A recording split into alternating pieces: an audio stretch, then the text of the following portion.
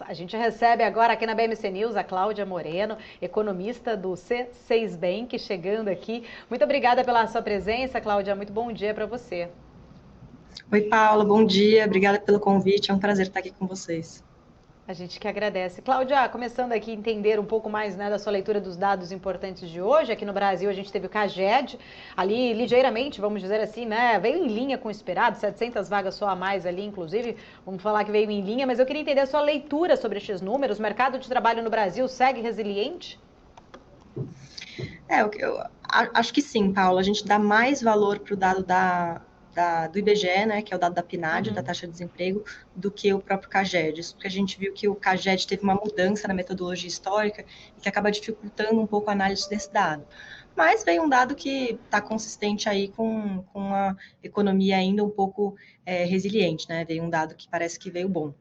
Mas a gente costuma dar mais peso para o próprio dado da taxa de desemprego da PNAD. Inclusive, né, aguardado aí para amanhã, né, esse dado da PNAD também para a gente comentar mais. Ô, Cláudia, trazendo numa leitura o seguinte, né, queria entender até um pouco da sua visão, porque quando a gente traz os dados, inclusive de trabalho nos Estados Unidos, sempre a gente faz uma comparação ali, né, hoje especificamente lá a mesma situação. Um dado ruim para a economia, ele acaba trazendo uma visão diferente para a política monetária, uma visão importante ali de que talvez não há uma pressão de inflação e que isso, consequentemente, não vai fazer pressão para a política monetária lá. Aqui no Brasil, a leitura é basicamente a mesma. Queria entender um pouco da sua visão também. A gente traz um dado de CAGED hoje, né? A leitura que a gente pode ter é que este dado, ele traz uma sinalização, de repente, que a gente não vai ter uma pressão da atividade ali, na atividade da inflação brasileira, por conta de um dado ainda, né, trazendo essa resiliência ou não? Qual a leitura que a gente pode tirar, fazendo essa comparação sobre os dados de emprego com a questão de inflação e também trajetória de juros aqui no Brasil? Acho que tem tudo a ver, né? Quando a gente pensa em hiato da atividade, né? O Banco Central está de olho na questão do hiato. O hiato está mais fechado, ele já fechou, ele ainda está um pouco aberto. Isso tem tudo a ver com os dados de atividade, né? Se a gente vê dados de atividade um pouco mais fortes, isso quer dizer que talvez o hiato esteja mais fechado do que a gente imaginava, do que o próprio Banco Central imaginava. Lá nos Estados Unidos, eu vejo um movimento mais forte nesse sentido, né? Eu acho que o mercado reage um pouco mais para isso, mas isso vale aqui para o Brasil também. Cláudia, muito bom dia para você. Felipe Nascimento falando agora. Claro que a Paula até citou, né, a questão da arrecadação, né? Se a gente tem um mercado resiliente, tende a arrecadar mais, e aí saíram os dados do IGPM, mostrando essa desaceleração, mais um dado deflacionário, né? Era esperado até mesmo uma aceleração, uma inflação um pouquinho leve ali, veio até na contradição com o esperado pelo mercado. Queria saber a sua percepção a respeito do dado, do IGPM, né? Se esse cenário mais deflacionário acaba trazendo algum impacto na sua percepção. E também pelo lado arrecadatório, né? Com deflação, a arrecadação fica menor. E aí depois a gente estende mais para esse lado fiscal posteriormente. Vamos lá. Então, acho que tem duas coisas que a gente gosta de olhar bastante no IGP, né? Que é a parte do índice de preço ao produtor, né? Tem a parte de bens industriais e tem a parte de alimentos. A gente está vendo que esses dois segmentos estão em queda, né? E a gente viu que essa parte de bens industriais, ele já está desacelerando de uma maneira bem forte, e isso está tendo efeito nos dados do IPCA, também de bens industriais. Então, uma coisa que a gente olha muito para projetar o próprio IPCA. Né? E a alimentação, a mesma coisa. A gente está vendo uma desaceleração forte da inflação, e isso acaba passando para os índices de preço ao consumidor do IPCA. A gente também usa como forma de projetar. Tá? A nossa visão é que os IGPs, eles atingiram um vale, né, na última divulgação do mês passado, e que agora ele deve voltar a subir lentamente. Então, ainda vai ter um certo repasse dessa inflação, dessa deflação aí para o IPCA, né? Mas a gente imagina que o maior impacto já esteja passando. Isso porque a gente está vendo uma alta de preços de commodity lá fora, né? Perfeito. Na questão arrecadatória, qual seria o impacto, Cláudia? Isso tem tudo a ver com o deflator do PIB que a gente fala, né? Que é o nível de preços do PIB. Quando a gente tem uma inflação que é mais fraca, em geral a gente vai ver um deflator do PIB mais fraco e, consequentemente, a arrecadação acaba sendo um pouco mais fraca. Mas, assim, os dados que saíram, a gente não vê nada de muito diferente do que a gente estava imaginando, tá? Então, não muda muito o nosso cenário. Eu acho que na questão da arrecadação, a principal pauta agora é, de fato, quais são as medidas que o governo vai levar adiante para tentar aumentar essa arrecadação aí 24. Cláudia, é até interessante, né, você falar, precisa saber quais são as medidas de arrecadação. Estava conversando com alguns economistas, eles dizem, e perguntando sobre a carta na manga, né, as possíveis cartas na manga, e eles dizem que carta na manga é carta na manga, não está à mostra, então fica difícil de prever. Você tem alguma perspectiva, você tem alguma sinalização ou, de repente, alguma projeção do que pode ser apresentado para elevar a arrecadação nesse sentido, já que o governo conta, né, com uma possibilidade muito grande ali de não equilibrar as contas, justamente porque ainda precisa ali cerca de 70 a 100 bilhões de reais para equilibrar as receitas com as despesas. Você acredita que nesse orçamento que vai ser apresentado amanhã, as contas vão estar equilibradas e como que isso poderia ser feito? A indicação que o próprio Haddad deu foi de que as contas vão vir equilibradas.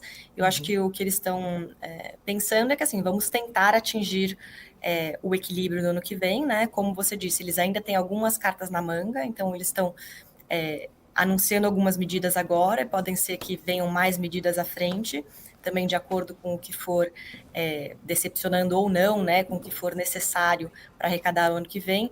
O que já vem sendo, algumas medidas que já vêm sendo faladas, a questão do JCP, não sei se vai adiante ou não, mas é uma coisa que tem sido comentado com possibilidade de entrar entre as medidas. E a outra, assim, caixa grande que pode vir, né, um impacto maior sobre o primário seriam os gastos tributários, né? Isso a gente sabe que é uma conta grande, né, com o potencial de ter um impacto maior sobre a arrecadação, mas a gente também sabe que é muito difícil mexer nisso em função de benefícios setoriais que já existem há muito tempo, né? Então, isso é uma coisa que eles já falaram que querem mexer e, eventualmente, pode sair alguma coisa dentro disso, mas a gente não sabe o quê. Ô, Cláudia, inclusive, né, a gente tem neste assunto ainda falando mais sobre a questão do fiscal, equilibrar aí justamente as contas, esse movimento de se trazer vários tipos de arrecadação. Eu queria até entender um pouco da sua leitura. Esta semana, Roberto Campos Neto, ele disse que essa corrida por arrecadação, inclusive, ela pode gerar inflação de base e citou até, inclusive, o exemplo da Argentina. Queria entender um pouco também da sua leitura sobre este ponto aí, né, levantado por Campos Neto, se isso de fato também acaba trazendo aí alguma preocupação para você, né? Essa busca realmente aí por várias receitas para se tentar chegar a esse déficit, se você acredita aí que realmente a gente pode ter, né, esse movimento até de uma pressão inflacionária por conta disso. Olha, eu acho que o que pressiona a demanda e acaba pressionando a inflação são os gastos do governo, né? E os gastos do governo, de certa forma, já estão dados pela regra do arcabouço fiscal. Pode ser um pouquinho mais, um pouquinho menos, mas já está um pouco dado pela regra do arcabouço, que vai sim depender da arrecadação, né? Mas acho que é um pouco para lá, um pouco para cá. Então, pode mexer um pouco, mas, enfim, eu acho que a sinalização que a gente tem, né, de como que vão crescer os gastos do ano que vem, já está mais ou menos dada, né? A gente estima que esses gastos devam crescer aí perto dos 2,5% em termos reais, né? E isso é uma coisa que a gente já vê como mais ou menos dada. Acho que não faria muita diferença para a nossa projeção. Desancora a expectativa em relação ao fiscal, né? Essa possibilidade, inclusive, né, de aumentar estes gastos ou de não chegar realmente a cumprir esse déficit conforme está previsto no arcabouço? Hoje a gente prevê, a gente no C6, a gente está prevendo um déficit para o ano que vem, então a gente está questionando um pouco aí essa possibilidade do governo de fechar as contas num patamar neutro. tem várias medidas que a gente tem muita incerteza, tá, Paulo, em relação ao poder arrecadatório dela. E o que parece que a gente tem visto até agora é que algumas medidas que já foram implementadas estão vindo um pouco aquém do que estava sendo esperado.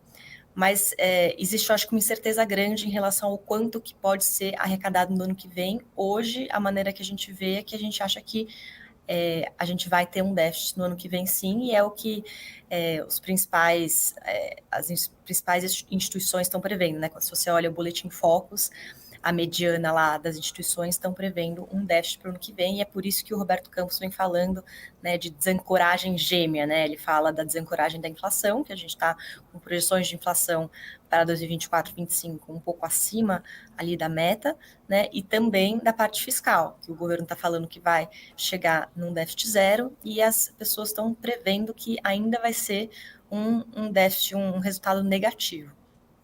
E essa desancoragem gêmea, Cláudia, na sua visão, isso deve influenciar aí a trajetória, inclusive, do afrouxamento monetário? Olha, é uma coisa que o Banco Central está sempre de olho, né? Justamente por essa questão que você falou, a questão das expectativas de inflação são importantes, né? Porque elas justamente ancoram a projeção de inflação. A gente já teve uma ancoragem parcial, mas ela ainda não está na meta, né? Inclusive, existe um questionamento por que isso não reancorou, né? Antes se falava na possibilidade de mudança de meta, o governo confirmou que a meta vai ser em 3%, ela reancorou um pouco, mas não foi até os 3%. Inclusive, um dos motivos da não reancoragem completa pode ser em função do fiscal, né? Da gente estar vendo um governo gastando mais, estimulando mais a economia e, consequentemente, fica mais difícil de você trazer a inflação para a meta. Uma outra possibilidade seria um questionamento em relação à credibilidade do Banco Central. Isso também é uma possibilidade, mas a gente não sabe, né, o que está por trás ali desses números dos agentes econômicos, das instituições que estão prevendo, né? Cláudia, as últimas falas do Campos Neto, né, inclusive falando sobre essa desancoragem, voltando a trazer a perspectiva do fiscal, acabou tirando um pouco daquele ímpeto do mercado de achar que vai ter uma aceleração, né? E você muito bem comentou que precisa monitorar. No seu cenário, as três, né, quedas de 0,5 ponto percentual, elas são factíveis ou de repente a gente chega numa taxa Selic terminal maior do que o que está sendo projetado e esperado pelo mercado, seja esse ano, seja no ano que vem também, diante de todo esse cenário, né, o externo voltando para a pauta também, bastante pressionando bastante essa perspectiva. Como que está essas projeções, as projeções do C6 em relação a essas taxas? A gente acha que até o fim do ano ele deve manter esse ritmo aí de queda de 50 pontos base. É verdade que o Roberto Campos tem dado uma sinalização de um pouco mais, que ele está um pouco mais preocupado, né? Uhum. Mas a comunicação oficial foi de que eles estão alinhados com esse corte de 50 pontos base, né? E na nossa visão, assim, dado que isso foi falado, acho que dificilmente eles fariam menos do que isso, né? Então, eles já deram uma indicação de que eles devem manter esse ritmo, e eu acho que dificilmente, acho que a barra está alta para uma mudança também em termos de menos. A barra está mais alta para fazer um ritmo mais lento, né, do que, de repente, acelerar um pouco mais o ritmo. E acho que o Banco Central vai estar de olho na inflação, nos núcleos da inflação e, principalmente, na inflação de serviços, né? Para o ano que vem, a gente espera que esses cortes continuem acontecendo, né? A gente espera que a inflação de serviços continue pressionada, porque a gente está vendo uma inflação uma taxa de desemprego bastante baixa, né? Então, a gente acha difícil essa inflação de serviços continuar desacelerando no ritmo que ela está desacelerando hoje. E aí, mais para frente, a gente vai ter que ver qual que vai ser a reação do Banco Central em relação a isso, né? Mas hoje, eu acho que quando ele mostra as projeções de inflação do modelo do Banco Central, né, de acordo com o que está projetado de Selic pelo Focus, ele dá uma sinalização de que ele está confortável com os cortes de juros que o Focus prevê e o mercado prevê, que está mais ou menos parecido, tá? Até o final do ano que vem. Então, a gente tem uma Selic indo aí para perto de 9% no final do ano que vem. Perfeito. E mais uma dúvida que eu tenho ainda nessa base, nessa perspectiva que o Banco Central está olhando bastante lá para fora, né? Principalmente a desaceleração econômica, algumas incertezas relacionadas à China.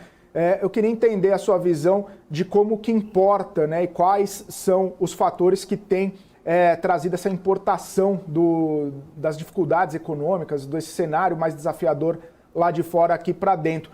A China está estimulando, ou pelo menos sinalizando alguns estímulos à economia. Lá nos Estados Unidos, os dados recentes têm trazido um certo otimismo para o mercado. Isso pode criar uma conjuntura um pouco mais interessante, até mesmo para as perspectivas do Banco Central, Cláudia, na sua visão?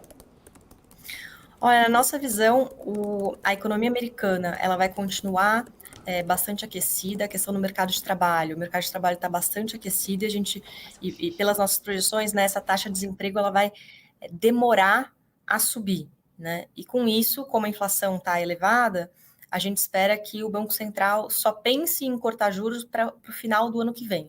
Né? Então, pode ser que suba mais uma vez ou não, né, nesse ano, mas que ele deve, acho que a principal visão nossa é que ele vai manter essa taxa em patamar elevado até meados do ano que vem.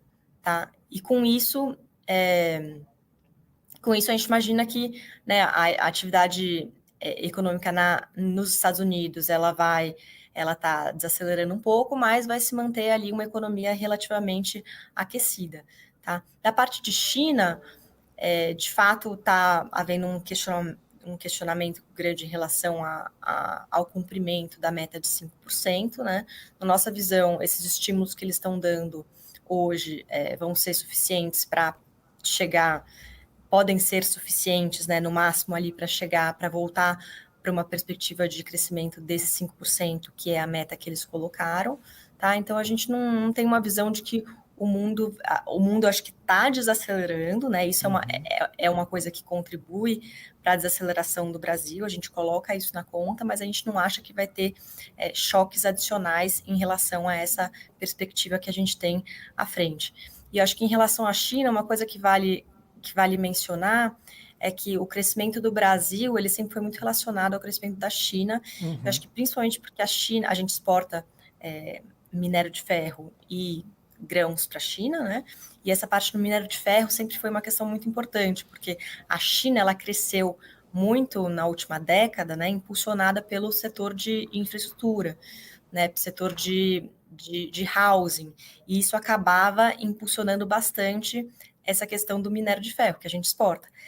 Esse ciclo agora da China, a gente espera que seja menos intensivo nessa parte de infraestrutura. Então, talvez não seja tão relevante para o Brasil quanto era lá atrás. Cláudia, ainda nessa perspectiva, né, você falou que o crescimento do Brasil está muito atrelado ou depende bastante do crescimento chinês. Eu tenho visto algumas revisões de perspectiva para o PIB brasileiro nesse ano, né? Inclusive sai na sexta-feira os dados do trimestre, e claro que não vai ter toda aquela sustentação do agro que teve no primeiro trimestre. É esperado, inclusive, uma diminuição nessa participação. Mas está otimista ainda o crescimento desse ano, cerca de 3%. Algumas casas falando um pouco menos, né? Mas o Bank of America, inclusive, revisou para 3% recentemente. Eu queria saber primeiro a percepção do C6 em relação ao crescimento do PIB desse ano e dessa participação, né? Quais os fatores que estão trazendo esse um pouco maior otimismo em relação ao Produto Interno Bruto brasileiro neste ano, já que no ano que vem parece que está oscilando um pouco esse otimismo todo. O PIB desse ano a gente projeta hoje um crescimento de 2,5% no ano, tá? Acho que ele está sendo impulsionado bastante pela questão do agro, o ano como um todo, né? E também por esses estímulos fiscais adicionais que a gente está tendo hoje. Isso é gasto do governo. Então, esses dois pontos, apesar da gente estar com uma Selic em patamar elevado e um mundo em desaceleração, a gente tem esses dois componentes aí que estão contrabalanceando um pouco e fazendo com que a gente cresça mais esse ano. Tá? Agora, no primeiro TRI, realmente o impulso foi muito forte de agropecuária, e quando a gente olha para o segundo, terceiro e quarto TRI, a gente vê uma reversão disso. Então, não é só que isso na margem, né? Não é só que a agro vai contribuir menos, ela vai tirar do PIB, né? Ela vai cair um pouquinho, pouco, mas ela cai, porque ela foi super forte no primeiro trimestre, né? Então, ela devolve um pouco esse crescimento, que é normal, né? Então, ela passa a contribuir negativamente para o PIB até o final do ano. E aí, nesse segundo TRI, a gente tem uma visão de que a gente pode ver um crescimento até um pouco mais alto do que a mediana do mercado está indicando, tá? Da última vez que eu vi, estava uma alta de 0,3%. A gente está com um número mais perto de 1% para esse segundo TRI. Então, a gente acha que ainda vem um crescimento forte nesse segundo TRI, puxado pela indústria e por serviços, sendo que a agro vai tirar. Agora, pode ser que esse segundo TRI, ainda forte de indústria e serviços, tenha um pouco a ver com o agro muito forte no primeiro TRI, né? A gente pode estar vendo, por exemplo, um pouco de investimento nessa parte, que você teve um crescimento muito forte no ano, ou você pode estar vendo coisas relacionadas a escoamento de grãos, que pode acabar pegando na parte da indústria, de serviços e de investimento. Tá? Então, é um pouco isso. E aí, o que eu queria falar é que a gente está com essa perspectiva de 1% para o segundo TRI, né? E o ano hoje a gente projeta 2,5%. Agora, se de fato na sexta-feira vier um número perto desse 1% que a gente revisa para cima o crescimento do ano. Tá? Então, a gente está esperando essa divulgação aí do PIB na sexta-feira para revisar ou não o nosso número do ano. O arrasto que vocês estão considerando, teoricamente, no terceiro e no quarto trimestre, ele se equivaleria, ficaria neutro ali ou teria para baixo, Cláudia? Só para eu entender essa projeção. É 2,5, né? Perto de 1 desse ano, né? Você está falando do arrasto para o ano que vem ou do arrasto para o terceiro e quarto trimestre? Não, desse ano, do terceiro e para o quarto trimestre. Para finalizar em 2,5. Projeção mesmo, né? Então, eu estou falando, se vier um número perto de 1%, a gente deve revisar o nosso PIB de 2,5 para algo próximo de 3. Né? Se vier mais perto do mercado, talvez a gente mantenha o número em 2,5. Né? E isso, dado que eu projeto 1, né, eu acho que deve vir 1. Então, vindo 1 que a gente projeta, a gente revisaria esse PIB para perto de 3%. Perfeito. E aí, no segundo semestre... Fica à vontade. Não, só para completar, né? A gente está vendo esse primeiro TRI, segundo TRI mais fortes, e no segundo semestre, né, terceiro e quarto TRI, a gente vê uma desaceleração mais forte. Né? Então, a gente vê um PIB em zero ou até levemente negativo para o terceiro e quarto TRI desse ano. Aí a questão é se engatar 2 trimestres de queda e entra em recessão, né? Mas aí tem essa... É uma recessão essa técnica, leitura, né? Mesmo seria crescendo quase 3% o PIB em recessão. É uma meio contradição até, né? É verdade, acho que existe esse risco, a gente não está vendo esse risco tão claro, mas existe esse risco. Agora, a gente vai ter uma recessão técnica aí, para o ano que vem a gente espera que volte a crescer, né? Deve crescer abaixo do que a gente chama de potencial, né? Mas ele deve voltar a crescer. Então, não sei se importa tanto, né? Perfeito, não, tranquilo. É bom ouvir todas as opiniões e entender todo esse cenário. Fico muito agradecido com a sua participação. Cláudia, volte mais vezes. Muito bom poder conversar contigo e ouvir as análises. Obrigado, ótimo dia para você. Até uma próxima, então. Obrigada pelo convite. Um abraço, até a próxima.